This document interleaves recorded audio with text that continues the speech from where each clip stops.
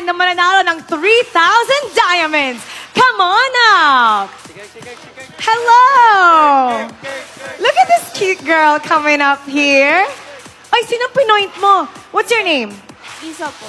Isa. Isa, sino yung pinoint mo kanina? Who's your idol? Ang crush ko po talaga kasi sa Onyx si King po. Pero nung nakita ko po kasi sa personal si Kirk, siya na po.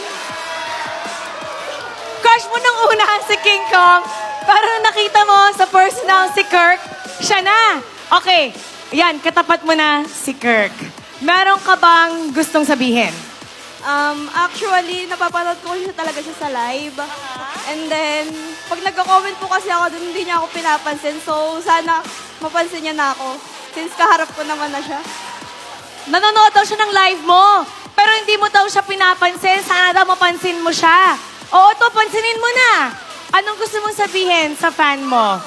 Sana daw mapansin mo, huwag ka tumingin sa kanila, sa kanya ka tumingin.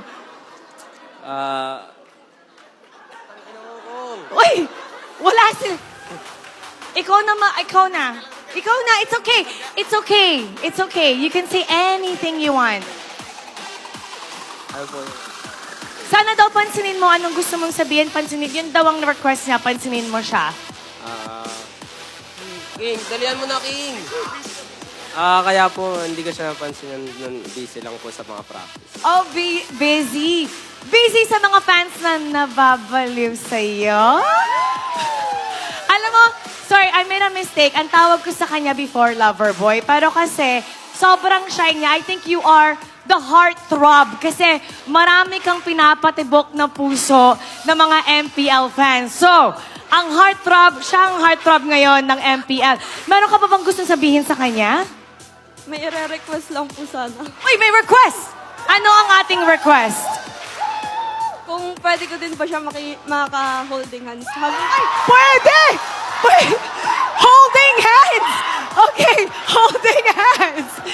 Kirk, okay lang ba? Okay lang. Okay. I'm gonna take this. Ewan ko kung ano. Patingin nga nung kamay mo. Ano bang meron dito sa kamay na to? Okay, Isa? Okay, please, Kirk, don't let this go until all the way at the end, okay? Ang tagal mo na daw siyang hindi pinansin. Ito na. Isa, Kirk, you may now hold each other's hands. And don't let go. All right, Fanatic Onyx Philippines, you may now take your bow and take your walk of victory. Fanatic Onyx Philippines, 10 straight wins.